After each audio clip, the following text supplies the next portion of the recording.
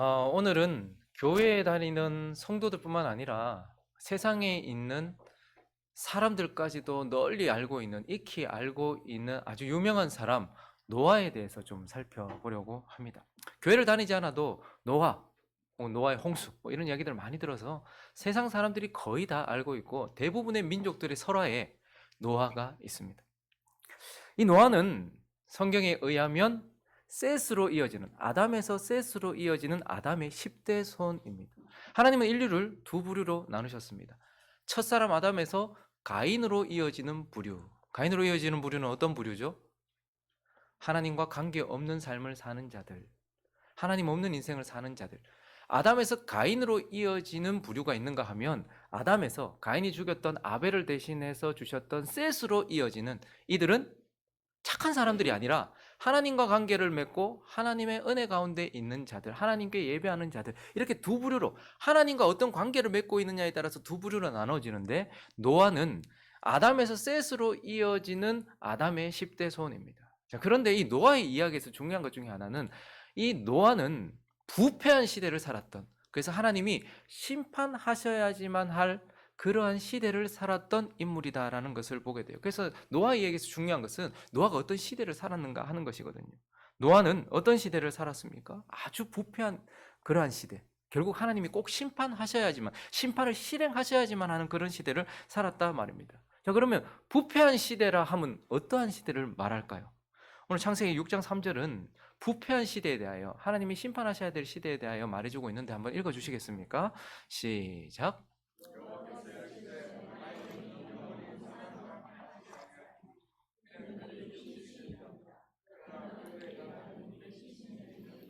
하나님의 영이 영원히 사람과 함께 할 수 없었던 이유가 뭐냐면 그들이 육신이 되었다. 생령으로 지음 받았던 사람이 육신이 되었다 이렇게 말해요. 그러니까 부패한 시대라 하면 무엇이냐 하면 결국 세상에 있는 사람들이 육신이 되어져 버린 시대. 그거를 부패한 시대다 이렇게 말하고 있는 것입니다. 그러면 이 세상에 있는 사람들이 육신이 되었다. 육신이 되었다는 것은 무엇을 의미하는가? 육신이 되었다는 것은 사람이 죄악에 빠진 상태에 있다라는 걸 말해요. 그래서 6장 5절은 또 이렇게 말씀하고 있는데요. 읽어봅니다. 시작.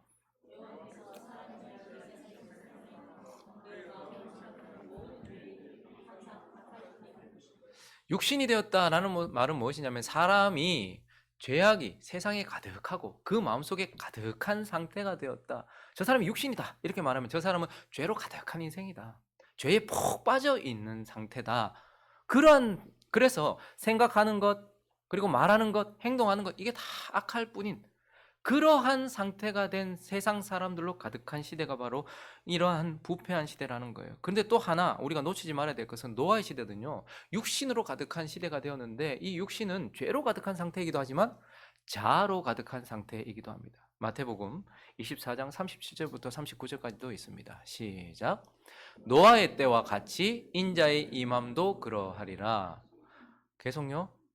홍수 전에 노아가 방주에 들어가던 날에 사람들이 먹고 마시고 장가들고 시집가고 있으면서 홍수가 나서 그들을 다 멸하기까지 깨닫지 못하였으니 인자의 임함도 이와 같으리라. 38절에 보니까요, 홍수의 때 어땠는가? 사람들이 죄에 푹 빠져 있어서 생각하는 것, 말하는 것, 행동하는 것, 마음 전체가 다 죄악으로 가득했고 사람들 다 죄악으로 가득했던 시대이기도 하지만, 또 다른 한편으로 우리가 놓치지 말아야 될 것은 죄악으로 가득 차서 그렇게 나빠 보이지 않을 수도 있어요. 자아로 가득 차 있단 말이에요. 먹고 마시고 장가들고 시집가고. 여러분, 먹고 마시고 시집가고 장가가는 것이 잘못입니까? 그런데 하나님과 끊어진 채 심판이 눈앞에 있음에도 불구하고 비가 내려서 홍수로 심판을 하시려고 하는 진노하신 하나님의 끊임없는 메시지와 세상의 변화들과 이러한 모든 것들 가운데서도 먹고 마시고 장가들고 시집가고 오직 나. 요즘 TV를 한번 보십시오. 죄악된 세상이기도 하죠. 근데요, 자아로 충만한 세상이기도 합니다. 여행은 어디를 갈까? 뭘 먹을까? 뭘 더 맛있을까? 어떻게 할까? 전부 다 육신, 나를 추구하는.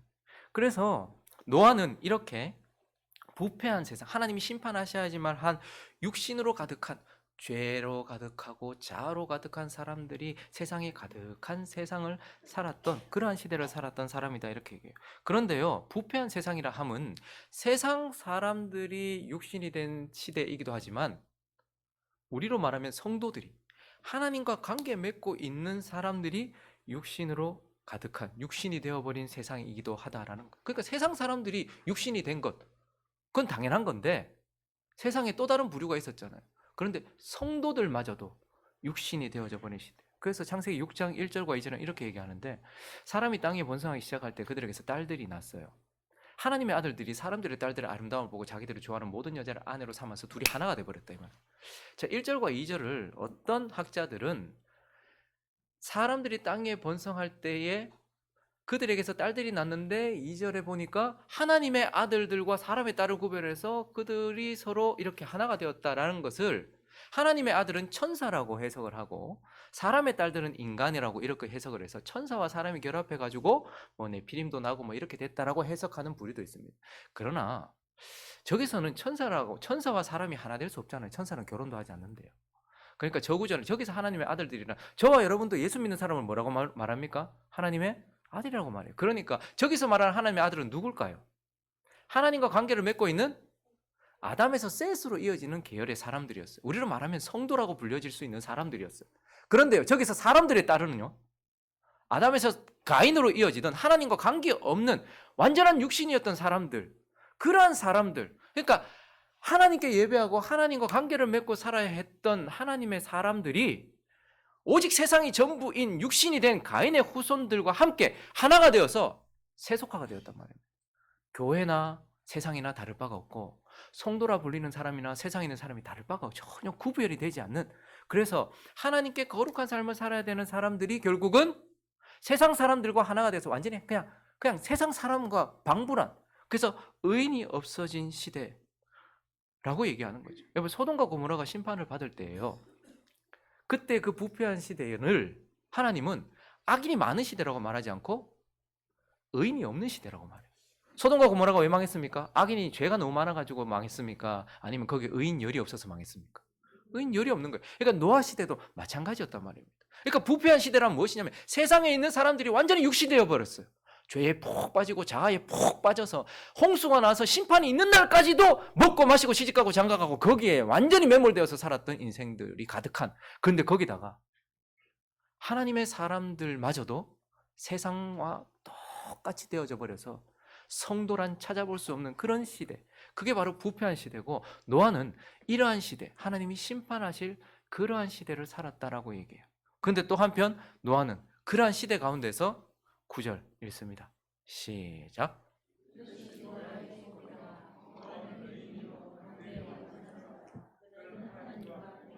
그런데 이 노아가 그러한 시대 속에서 의인이라고 말합니다. 여기서 말하는 의인이란 죄가 전혀 없거나 완전히 깨끗한 것을 말하는 것이 아니고 의롭다 칭함을 받은 자, 저기서 완전하다는 것은 성숙한 자, 그래서 하나님과 뭐하고 있는 자? 여전히 관계 맺고 있는 자로 살았다는. 그래서 22절에 보면 그런 시대에 노아가 어떻게 했다고 말합니까? 읽습니다. 시작.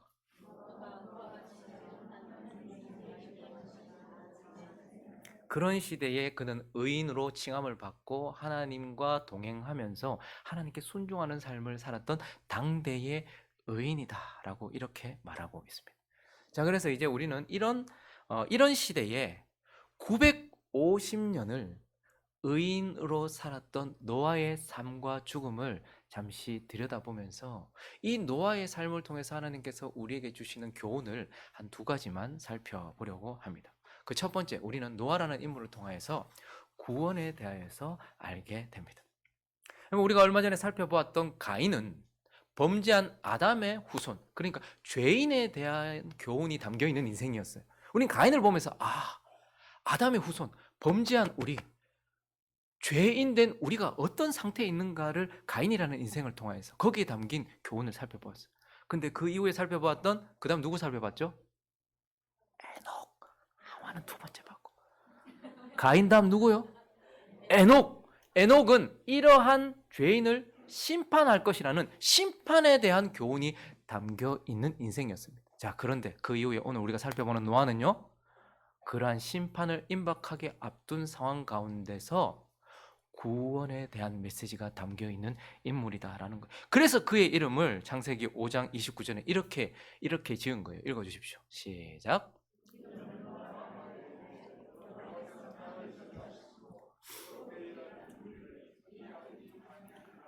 이름이 노아래요. 그러니까 노아의 이름의 뜻은 안위하는 자, 안식과 위로를 주는 자, 안식과 평안, 위로를 주는 자, 즉 구원과 관련된 그러한 이름을 지었던 것입니다. 그래서 하나님은 이제 이 노아를 통해서 이 부패한 세상 가운데서 심판을 임박하게 앞두고 있는 상황 가운데 구원에 대해서 전하고 있는데, 우리는 먼저 이 노아를 바라보면서 구원은 하나님이 제시한 수단, 하나님이 제시한 그것 안에서 얻어진다라는 것을 노아를 통해서 보게 되는 것입니다. 여러분, 고대 이집트가 하나님께 심판을 받던 날이 있었습니다. 9가지 재앙이 이어지고 마지막에 장자의 죽음으로 마지막 10번째 재앙이 쏟아지던 마지막 심판이 쏟아지던 그날에 하나님은 모두에게 심판을 쏟아부으시지만 거기에서 구원의 길을 제시해 주시고 구원의 수단에 대해서 얘기해 주셨어요. 그게 무엇이었습니까? 어린 양의 피를 문 임방과 설주에 바르고 그 집 안에 머물 때 어떻게 된다는 거예요? 구원을 얻는다라는 구원의 길을 제시해 주셨고, 그래서 그 하나님께서 제시해 주신 흠없고 점없는 어린 양의 피 안에, 그 피를 바른 문설주 안에 있는 자들을 어떻게 해주셨어요? 구원해 주셨어요. 통곡의 소리, 심판의 집행 소리가 들려지는 그 순간에도 그 안에 있는 자는 어떻게 됐다는 거예요? 구원을 받았다는 거예요. 그리고 하나님은요, 이제 영원한 심판을 앞두고 있는 저와 여러분에게도 구원의 수단을 제시해 주셨어요. 그게 뭐예요? 저와 여러분은 무엇으로 구원을 받습니까? 네, 사도행전 16장 31절 읽습니다. 시작. 이르되 주 예수를 믿으라. 그리하면 너와 내 집이 구원을 얻으리라. 어린 양의 피 안에 있었던 구약의 백성들을 구원하셨던 하나님이 우리에게도 수단을 주셨는데 어디 안에 있으면 된대요? 예수 안에 있으면 너와 또 뭐요? 내 집이 구원을 얻을 것이다 라는 것을 제시해 주셨고 그 안에 있는 자들을 구원한단 말이에요. 그래서 하나님은 심판을 받는 우리에게 구원의 길을 제시해 주셨는데, 우리가 이전에 살펴보았던 성전 있잖아요. 오직 세상에 하나밖에 없고 3구조로 되어 있잖아요. 성전뜰, 성소, 지성소, 이렇게 3구조로 되어 있는 이 성전은 우리를 구원하시는 예수 그리스도를 가장 구체적이고 명확하게 보여주는 예표라고 한다면, 오늘 우리가 여기에서 살펴보고 있는 노아의 방주는요, 노아의 방주도 오직 하나밖에 없어요. 문도 하나요? 창은 몇 개일까요? 하나겠죠. 다 하나예요. 그리고 노도 없고 키도 없어요. 오직 하나님께 맡겨진 그 노아의 방주. 그리고 노아의 방주는 몇 구조로 되어 있을까요? 내가 뭐 타봤나 아마. 상중하. 성전이 3구조로 되어 있는 것처럼 노아의 방주도 3구조로 되어 있어요. 하나밖에 없는.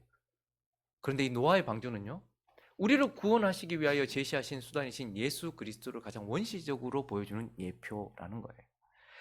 그래서 구원은, 우리는 노아를 통해서 구원이란, 심판으로부터 구원은 하나님이 제시하신 것 그 안에 있음으로써 얻는 것이구나 하는 것을, 그 안에 있을 때에만, 홍수가 날 땐 노아의 방주 안에 있을 때, 죽음의 심판이 내릴 때에는 어린 양이 피 안에 있을 때, 그리고 우리에게 임박한 심판은 예수 그리스도 안에 있을 때에만 얻는 것이구나 하는 것을 노아를 통해서 보여주고 있는 거예요. 그리고 또 노아는요, 구원에 대하여 그 하나님이 제시하신 수단 안에 있을 때 얻는 것이고, 또 하나는요, 구원은 은혜로 얻는다는 거예요.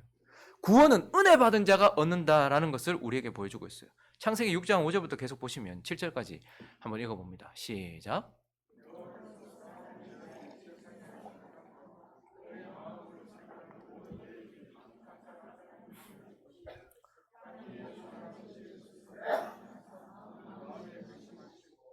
이르시되 내가 창조한 사람을 내가 지면에서 쓸어버리되 사람으로부터 가축과 기는 것과 공중의 새까지 그리하리니 이는 내가 그것들을 지었음을 하나님께서 이거 안 되겠다, 다 쓸어버려야 되겠다 한탄하셨대요. 자, 그런데 8절이 뭐라고 말하고 있습니까? 그러나 노아는 여호와께 은혜를, 노아가 구원받고 그의 가족, 그의 식구가 구원받은 이유는 노아에게 달려있지 않았어요. 노아의 행위, 인간의 열심, 그의 노력, 어떤 그의 공로, 여기에 달려있는 것이 아니에요. 구원은 하나님의 은혜에 달려있어요. 그래서 그러나 노아는 여호와께 은혜를 입었다. 그러니까 구원은 어떻게 받는 것이냐? 하나님께 은혜 입은 자가 은혜로 받는 것이다 라고 얘기해요. 그래서 로마서 9장으로 가보시면 읽어볼까요? 시작. 하나님께 불의가 있느냐? 그럴 수 없느니라.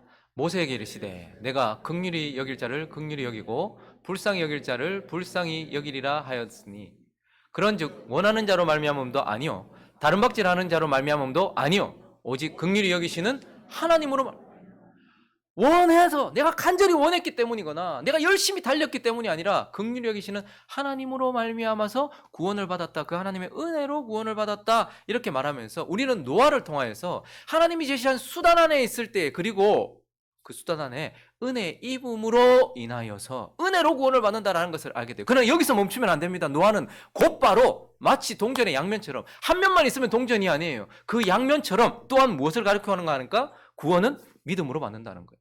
믿는 자가 받는다는 거예요. 하나님께 은혜 입은 자가 받는데요. 이게 동전의 한 면이에요. 그런데 뒤집어 보니까 또 이 사람은 어떤 사람인가 하니까 하나님을 믿는 자예요.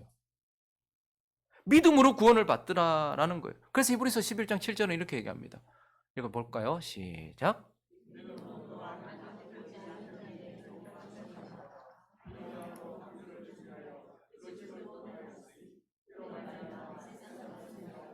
믿음을 따르는 의의 상속자가 되었느니라. 처음부터 뭘 던집니까? 노아는 믿음의 사람이다. 믿음으로 노아가. 그래서 구원은 누가 받냐? 하나님의 은혜로 받더라. 근데 또 누가 받냐? 믿는 사람이 받더라. 믿음으로 받더라 라고 말하는데 성경이 말하는 믿음은 언제나 지적인 동의를 말하는 게 아니에요. 감정의 감동을 말하는 게 아니에요. 지, 정, 의까지 움직여서 살아있는 믿음을 말하는 거예요. 이 말은 죽은 믿음도 있다는 거예요. 죽음의 특징은 뭐죠? 안 움직이는 거예요. 살아있다는 것의 특징은 뭐예요? 움직인다는 거예요. 그래서 살아있는 믿음, 나를 움직이는 믿음, 다르게 말하면 순종하는 삶이 있는 믿음. 나 믿습니다 라고 말하는데 한치도 움직이지 않는 사람, 그 사람 그 죽은 믿음이에요. 귀신 같은 믿음이에요. 근데 성경이 말하기를 노아는 믿음으로 구원을 받았다. 하나님을 믿었기 때문에 믿는 자다. 그런데 그가 말로만 믿는 것이 아니고 머리로만 믿는 것이 아니라 감동만 받고 있는 것이 아니라 실제로 하나님을 믿었다. 그래서 살아있는 믿음을 가졌다. 살아있는 믿음이지 어떻게 하냐? 살아있는 건 움직이니까 그가 움직이더라. 그래서 창세기 6장 22절부터 보시면 그에게 4번이나 이런 표현을 씁니다. 노아가 그와 같이 하여 하나님이 자기에게 명하신 대로 다 준행하였더라. 행했다 이 말입니다. 살아있는 믿음이란 말이에요. 마른 하늘에 1년도 아니고 10년도 아니고 100년을 넘는 시간 동안 방주를 짓는 것, 사람들이 얼마나 비웃었겠어요? 하나님은 근데 말씀하신 대로 다 준행했대요. 7장으로 넘어가도 바뀌지 않습니다. 5절에 보니까 노아가 여호와께서 자기에게 명하신 대로 준행했다, 하려고 노력했다가 아니고 다 준행하였더라. 저걸 행위라고 말하지 않고 살아있는 믿음이라고 하는 거예요. 믿음이 사람을 움직이거든요. 그래서요, 그 이후에 보면 구절을 보시면 우리가 그런 생각하잖아요. 노아가 8식구만 구원한 게 아니잖아요. 정결한 짐승, 제사를 드려야 될 짐승은 암수 7씩. 그리고 부정한 짐승이나 모든 짐승들 다 암수 2씩. 이거 그래서 어떤 뭐 영화나 이렇게 보면 막 피리 부는 사내처럼 피 불면 막 동물들이 막 따라 도대체 방주에 동물들을 어떻게 다 집어넣었을까? 어떻게 했는지는 알지 못해요. 그러나 어쨌든 하나님이 노아에게 명하신 대로 노아가 나가서 그렇게 했대요. 명하신 대로. 아, 나는 개 싫어하는데요. 아, 나 고양이 알레르기인데, 아, 이거 어떻게, 그런 게 아니라, 말도 안 되는 그런 상황 가운데서도 하나님 말씀하신 대로 그대로 움직였다. 이렇게 말합니다. 16절도 말합니다. 들어간 것들은 모든 것의 암수다. 하나님이 그에게 명하신 대로 다 들어갔대. 다 했대요. 그러니까 노아는 믿음으로, 믿는 자로서 살아있는 믿음으로 구원을 받았다. 이렇게 말하고 있어요. 그래서 우리는 노아를 보면서 구원을 봅니다. 노아는 임박한 심판을 앞두고 있는 시대에 그 부패한 시대에 반짝반짝 빛나던 별이었어요. 근데 그 속에 뭐가 담긴 거예요? 빛나서 보니까 구원이 담겨 있는 거예요. 구원은 하나님의 은혜가 필요하구나. 구원받는 자를 보니 하나님을 믿는 절대적인 살아있는 믿음을 가지고 있구나. 그리고 구원은 그러한 자가 하나님이 제시하신 그 수단 안에 있을 때, 즉 예수 그리스도 안에 있음으로써 얻는 것이구나. 방주가 예표하던 어린 양의 피, 그것이 예표하던 예수 그리스도, 성전이 예표하던 예수 그리스도를 믿는 믿음으로 그분 안에 있을 때, 그분 말씀 안에 있을 때, 그분을 나에게 모셔드리고 내가 그분을 나의 주인으로 모실 때의 구원은 있는 것이구나, 구원은 그렇게 받는 것이구나 하는 것을 노아를 통해서 우리는 보게 되는 것입니다. 그래서 부패한 시대에 노아는 구원에 대하여 우리에게 가르쳐주고 있어요. 그런데 또 한 가지 더 살펴볼 것은, 우리는 노아를 통해서 구원 이후에 대해서도 보게 된다라는 거예요. 많은 사람들이요, 구원을 얻고 난 이후에 구원에만 머물러 있어요. 십자가, 보혈, 구원, 거기에만 머물러 있어요. 그리고요, 죽고 난 이후에 갈 천국, 이것만 바라보고 있어요. 그러니 지금 받은 구원과 완성될 구원 사이, 나의 오늘을, 나의 현재를 공백으로 두거나 아니면 엉뚱한 걸로 채워넣는 사람들이 부지기수예요. 내가 구원을 받았습니다. 그리고 우리의 구원은 완성될 것입니다. 주님이 먼저 오시든, 저는 이제 더 소망이 커졌어요. 말씀에 예언된 대로 시대가 지금 흘러가고 있잖아요. 예수님께서 이제 끝에 일어날 일들에 대해서 얘기했을 때 그대로 지금 일어나고 있어요. 그래서 어쩌면 우리가 주님 찾아가는 게 아니고 주님이 우리 오실 수도 있겠다. 우리는 그런 세대가 될 수도 있겠다. 물론 금용 목사 이제 종말론 이상해졌다. 저거 이제 막 주님 온다. 그게 아니고 주님이 오실 수도 있겠다라는 생각이 들 정도의 시대를 우리도 살고 있단 말이죠. 그런데 그 가운데서 다 구원받은 그 자리에 머물러 있더라는 거예요. 그리고요, 이제 죽고 나서 갈 구원만 생각하지, 이 오늘은 공백으로 딱 비워져 있어요. 근데 구원은요, 끝이 아니고 시작점입니다. 구원은 시작점이라는 말이에요. 여러분, 노아의 인생도 마찬가지입니다. 여러분, 어떤 사람들은 한 줄로 끝나는 인생도 있잖아요, 성경에. 근데 노아는요, 5장에 벌써 이름이 등장하고 나서 10장까지 계속 이어지고 엄청난 분량을 차지하고 있는 인물이에요. 그런데 그 많은 분량들 가운데 한 반 정도가요, 구원과 관련된 거예요. 노아가 구원, 그러니까 노아라는 이름 자체가 구원이니까 이 구원 관련된 메시지를 담고 있어요. 그런데요, 하나님은 노아를 구원에다가 멈춰 세워놓은 게 아니에요. 반 정도의 또 다른 분량. 근데 헤아려 보시면 앞에 분량보다 더 많은, 조금 더 많은 분량이 구원 이후에 대해서 말하고 있어요. 노아는 구원에 대한 이야기를 담고 있는 아름다운 별이지만, 그런데요, 더 많은 분량이 구원 이후에 대한 이야기로 담겨져 있는 인생이란 말입니다. 그래서 우리는 이 노아를 통해서 구원에 대해서도 보지만 더 중요한 구원 이후에 대한 교훈을 받게 된다라는 거예요. 먼저 이 노아를 통해서 우리는 구원 이후에 구원받은 인생은 예배하는 인생이 되어야 된다는 것을 우리는 배우게 돼요. 예배하는 삶을 살아야 된다는 것을 우리는 배우게 돼요. 노아가 구원에 멈춰있는 인생이 아니라고 말씀드렸어요. 더 많은 분량이 구원 이후에 대한 분량이에요. 자, 그런데 그가 구원받고 난 직후에 그가 한 행동이 창세기 8장에 기록되어 있는데요, 18절부터 20절까지 읽어주십시오. 시작.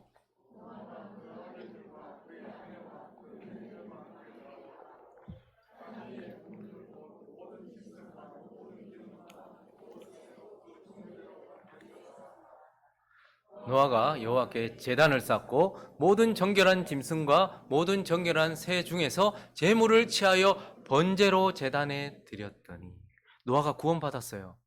홍수가 끝이 나고 물이 감해지고 난 이후에 거기서 나와서 이제 구원을 받았어요. 근데 구원받고 난 이후에 곧바로 이어지는 그의 행동, 그리고 앞으로도 계속해서 이어지는 그의 행동이 무엇이냐 하니까 제사를 드리더라는 거예요. 예배를 드리더라는 거예요. 하나님은 노아에게 구원받고 난 이후에 예배해라 라고 말씀하신 적도, 그리고 구원받은 그들이 나온 그때에 명령하신 적도 없어요. 그러나 노아는 너무나도 당연하고 자발적으로 하나님을 예배했어요. 왜요? 크신 구원을 주신 그분의 은혜와 자비를 경험한 자로서의 마땅하고 타당한 태도였기 때문에 그런 것이. 그래서 그는 정결한 짐승을 하나님께 드리면서 이 짐승과 같이 나는 산제사로 하나님께 나를 드립니다. 버러지 같은 나도 육신 덩어리인데 나를 구원하신 노아가 비가 오기 시작하고 홍수가 본격적으로 일어났을 때에 나무로 된 그 배에 얼마나 많은 사람들이 와서 두드렸겠습니까? 비명 소리가 들렸을 것입니다. 그 많은 죽음의 소리 가운데서 나를 구원하신 그 하나님 앞에 나와보니 아무도 없어요. 함께했던 모든 사람들이, 그가 600세까지 함께했던 사람들이 다 없어요. 근데 나와 8식구와 동물들만 남았어요. 와, 나는 왜 구원을 받았지? 이유를 찾을 수 없는 그가 하나님께 감사의 예배를 드렸어요. 저와 여러분이 세상에 있는 사람들과 뭐가 달라서 여기 앉아 있는 겁니까? 하나님이 은혜 주신 것밖에 없어요. 그리고요, 믿음 주신 것밖에 없어요.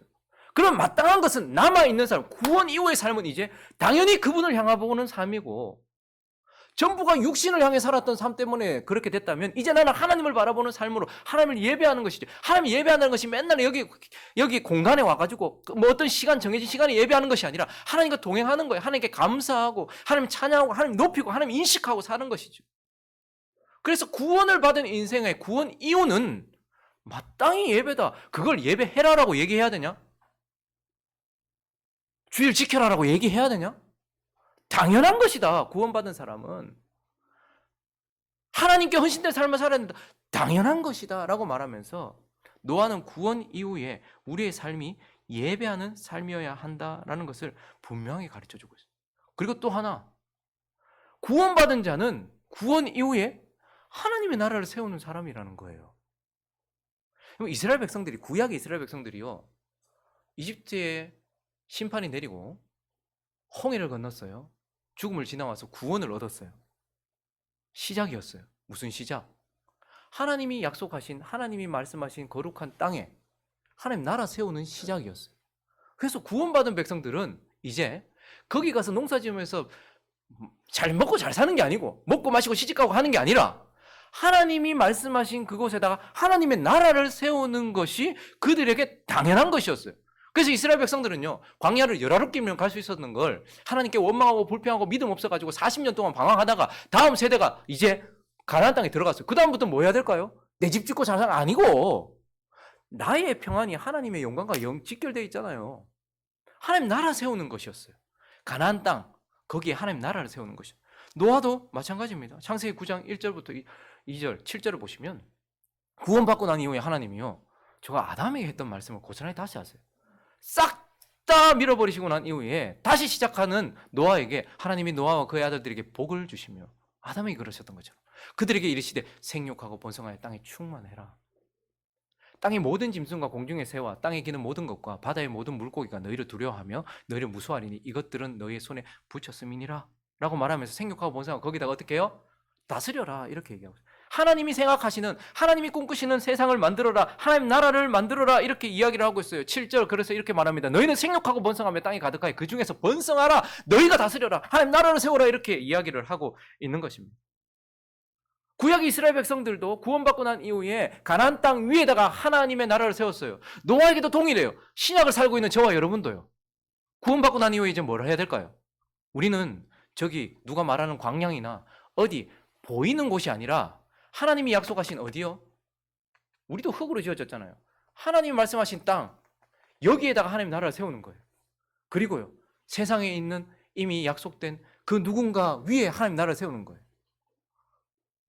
구약의 백성들은 칼을 들고 들어가서 보이는 땅 위에다가 하나님 나라를 세웠다면, 신약의 백성인 저와 여러분은요, 하나님의 말씀의 검을 들고서, 복음을 들고서 그 사람 안에 하나님 나라를 세우는 것, 그래서 내 안에 점점 하나님의 통치가 점점 넓어지는 하나님 나라를 세우는 것, 이걸 성화라고 합니다. 하나님이 나를 통치하시는 것, 그 통치가 점점점 확장되는 것, 하나님 나라가 확장되는 것, 이걸 성화라고 해요. 하나님 나라를 내 안에 계속 세우는 거예요. 그리고요, 누군가 안에 하나님 나라를 세워야죠. 여러분의 자녀들 안에, 여러분의 이웃들 옆 안에. 그래서 복음 전파, 이스라엘 백성들은 칼을 들고 들어갔어요. 그런데 저와 여러분은요, 복음의 칼을 들고서, 말씀의 검을 들고서 어떻게 해요? 그 사람 안에 하나님 나라를 세우는 거예요. 전도하는 거예요. 그래서 예수님께서 마태복음 6장 33절 읽어주십시오. 시작.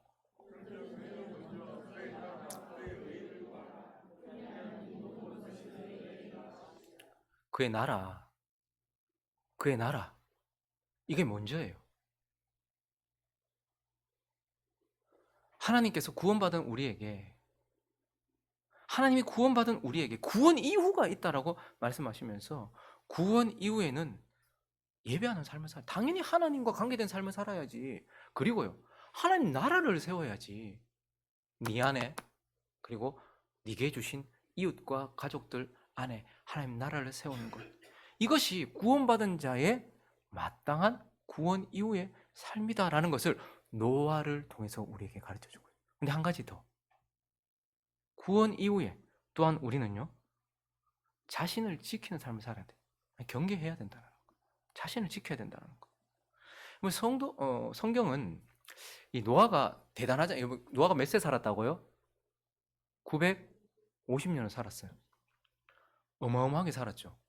와, 지겨워서 어떻게 살았을까? 시대가 완전 막 우리도 그랬잖아요. 여기 계신 분들 다 그랬잖아요. 아날로그 시대 살다가 지금 디지털로 바뀌어 많이 힘드시잖아요. 그죠? 저도 힘든데. 근데 아예 노아는 완전히 시대가 바뀌어 버렸어요. 싹 다 밀어버리고 뭐 자기가 세워가는 시대를 이렇게 살아야 했던 것이죠. 그런데 이 성경은 구원받았던, 얼마나 큰 구원입니까? 우리처럼 이렇게 잘 와닿지도 않는 이 정도가 아니라 비가 내렸고 홍수가 났고 내 눈으로 그 현장을 봤고 그 엄청난 구원을 받았던 노아예요. 근데요, 성경은 구원 이후에 그가 확 넘어진 것을 우리에게 말해주고 있어요. 9장 20절부터 22절 읽어주십시오. 시작.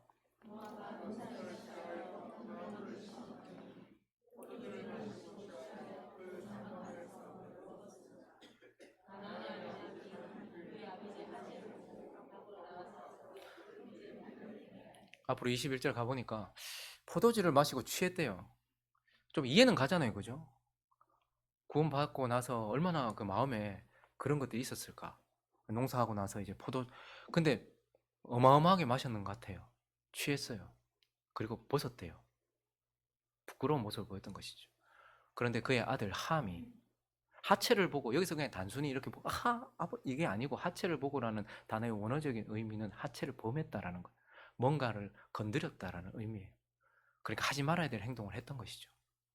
그러니까 이런 부끄러운 모습이 그 큰 구원을 받은 노아의 마지막 부분에 이렇게 기록되어 있어요. 우리는 이런 위대한 성도들의 실패 장면을 보면 위로를 받잖아요. 그죠? 참 감사해요. 아, 저 사람도 넘어졌구나. 다윗 같은 사람도 넘어지는구나. 아, 바울도 분을 참지 못하고 바나바하고 싸웠구나. 아, 그럴 수. 노아, 와, 당대의 의인이었고 완전한 자로 불렸던 노아도 저런 추태를 보였고, 내만 술 먹고 이렇게 되는 게 아니구나. 이러면서 위로도 받아요. 그런데 그렇게 하시는 이유는 위로보다는 더욱더 큰 경계를 주시기 위함입니다. 저런 자도 넘어졌는데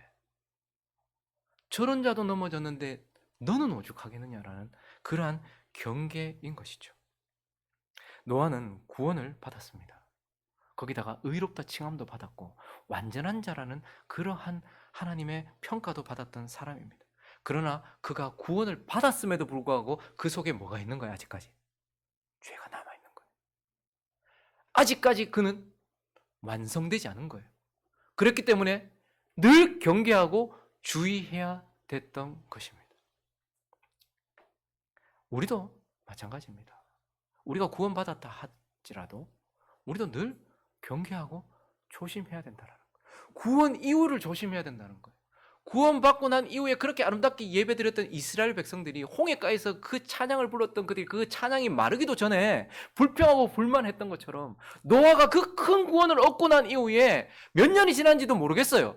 그런데 농사했다고 하는 거 보니까 그리 큰 시간은 지나지 않았던 것 같아요. 그런데 그가 포도주에 취해서 예배하던 그가, 성령에 취했던 그가 술에 취해서 이렇게 하는 모습들을 우리는 보면서 우리 자신도 우리도 구원받고 난 이후에 넘어질 수 있다라는 걸 늘 경계해야 됩니다. 요즘 젊은 청년들이 서울이나 이런 쪽에서 뭐 교회에서 이미 그렇게 가르치고 있으니까요. 이제 시비조로 술 마시면 안 됩니까? 물어요. 우리 교회 성도도 아니면서 그럼 설교를 듣지를 말든지 뭐 전화 와가지고 뭐 물어요. 그러니까 나는 우리 교회 성도도 아니니까 또 더 세게 말할 수 있겠죠. 뭐 네가 뭐 위할 낀데 뭐. 술 먹지 말라는 구절이 어디 있습니까? 왜 클럽 가면 안 됩니까? 잘 놀고 오면 되지 않습니까? 술 먹지 말라는 구절이 성경에 있습니까? 없습니까? 있어요. 몇 장 몇 절? 어디? 에? 취하지 말라 하지. 그러니까 그 얘기하면 또 시비 거는 거예요. 먹지 말라 했으니까 취하지 말라 했지. 이렇게 나온단 말이에요. 근데 여러분, 구약엔 나시린이 있어요. 술 얘기하니까 되게 반짝반짝해지시네. 구원 얘기할 때보다 더. 나시린은요, 독주를 입에 대면 안 됐습니다. 구별된. 그리고요, 구약의 제사장들이죠. 제사장들. 술 입에 대면 됩니까? 안 됩니까? 안 되죠. 신약에서 구원받은 백성을 하나님 뭐라고 부르시죠? 구별된 나시린이요? 왕 같은 제사장이래요. 근데 그러한 율법적인 것 차치하고서라도 네가 술을 마셨을 때 옆에 있는 사람들이 사랑스러워 보이더냐 아니면 열이 나고 분노가 나고 어렵더냐. 그리고 네가 그 클럽에 가 있을 때에 네 앞에서 그렇게 살랑살랑 흔드는 그 여자를 경건하고 정결하게 자매 대하듯이 대할 수 있겠더냐 아니면 성적 대상으로 보이더냐. 네 속에 죄가 있기 때문에 네가 넘어질 위험이 있기 때문에 거기 가는 것은 옳지 않다. 노아도 넘어졌고 다윗도 넘어졌는데 네가 노아보다 나으냐. 아니 율법이 뭘 금지하고 말고를 떠나서 네가 그런 곳에 있으면서 정결할 수 있느냐. 네가 그걸 마시고서도 하나님께 영광 돌리는 말을 하며 행동을 할 수 있느냐를 생각해봐라. 우리는 늘 구원받고 난 이후에 주의해야 되는 자들이다라는 거예요. 더더욱 어려운 건 결혼을 약속했대요.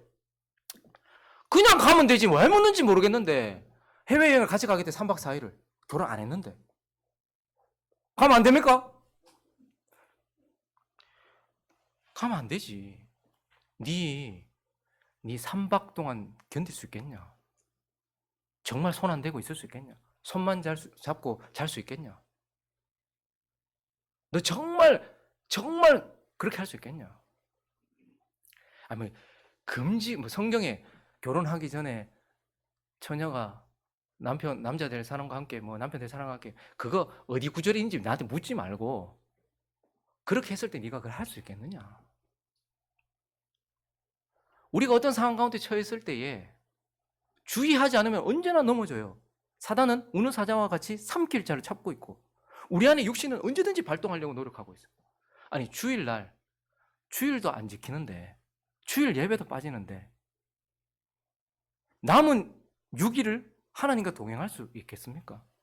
주일을 지키자마자 그 성경 어디에 안식일을 거룩히 지키라는 말씀은 차치하고서라도 주일 하루도 하나님이 거룩하게 구별해서 하나님과 동행하라고 명령하신 그날도 주님과 동행을 안 하는데 남은 6일을 주님과 동행할 수 있겠냐 이 말입니다. 그리고 특별히 복주심만 약속하신 그날에 하나님 말씀 듣고 성도들과 교제하고 그렇게 아름답게 하루를 쉬고 난 이후에 6일을 살아갈 수 있는 힘을 하나님께서 그날 거기에서 주신다고 말씀하셨는데 그것 없이도 살아갈 수 있겠느냐라고 생각해 봤을 때 율법적인 걸 다 떠나서 내가 그럴 수 있을까? 자신 없지 않습니까? 우리 삶의 현장 가운데서 내가 나를 지키기에 얼마나 부족하고 작습니까? 그러니 우리는 노아를 통해서 구원받은 백성은 영웅이 아니다. 구원받은 백성은 대단한 슈퍼맨이 아니다. 언제든지 넘어질 수 있는 자다. 그렇기 때문에 뭐예요? 더 조심해야 된다라고 우리에게 자기 자신을 지켜야 된다라고 말씀을 하고 있는 것입니다. 그래서 우리는 노아를 통해서 이러한 메시지들을 보게 되죠. 말씀을 정리하겠습니다. 여담이지만 저희 아이들이 제 설교를 들을 때 제일 좋아하는 부분이 이 부분입니다. 말씀을 정리하겠습니다. 마가복음 6장 3절을 읽겠습니다. 읽어주십시오. 시작.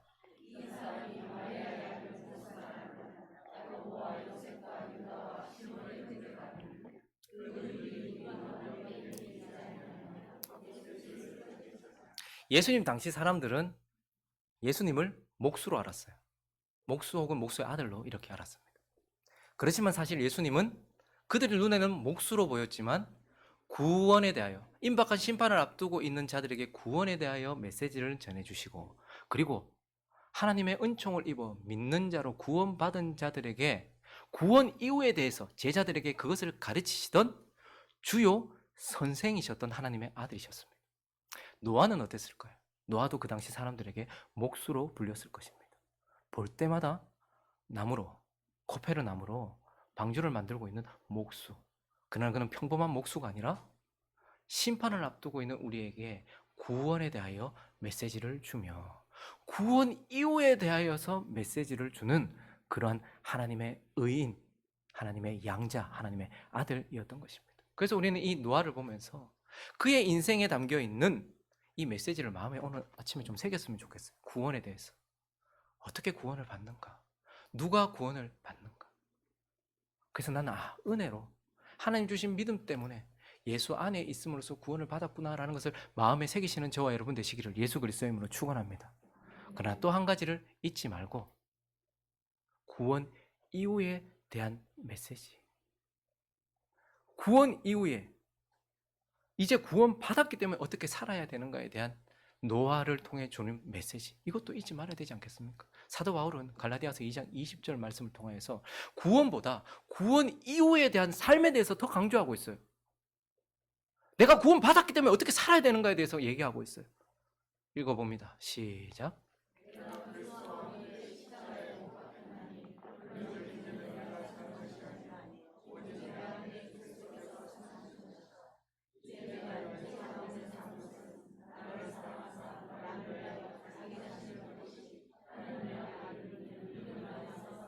상반절 다시 보시면 십자가가 있고 죽음이 있습니다. 내가 그리스도와 함께 십자가에 못 박혔대요. 죽음. 근데 그건 한 절이에요.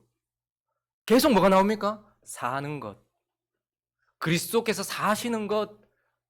육체 가운데 사는 것은 앞으로 내가 믿음 안에서 살겠다라는 구원 이유를 계속해서 강조하고 있는 것을 보게 됩니다. 그러므로 오늘 이 아침에 그래, 내가 구원받았지. 크신 구원을 받았지. 은혜로 하나님 주신 믿음으로 선물로 구원을 받았지. 그래서 살아있는 믿음으로 내가 지금 살아가고 있지. 그러면 내가 구원받고 난 이후부터 내가 완성될 구원이 이르기까지 나의 삶은 어떠해야 되는가? 나는 너무나도 마땅하게 하나님을 예배하는 삶을 살고 있는가?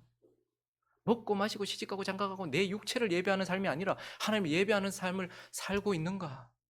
그리고 나는 하나님의 나라를 바라보면서 내 안에 하나님의 다스림이 더 넓어지고 많은 사람들이 교회를 걱정하죠. 이제 세상도 마찬가지. 세상 나라나 하나님 나라 교회나 비슷하게 가요. 다음 세대가 없잖아요. 우리도 마찬가지 아닙니까? 어떻게 해야 될까요? 40대를 끌고 와야 됩니까? 30대를 끌고 와야 됩니까? 세상 나라도 자녀를 더 낳아야 되겠죠. 외국인들 데려오고 하는 게 아니라 교회도 마찬가지입니다. 복음 전파를 통해서 낳아야 되잖아요. 저는 여러분들을 양육하고 여러분들은 나가서 복음 전하고 이래야 되지 않겠어요? 아니 나는 전도 못합니다. 그게 아니라 너무나 당연한 겁니다.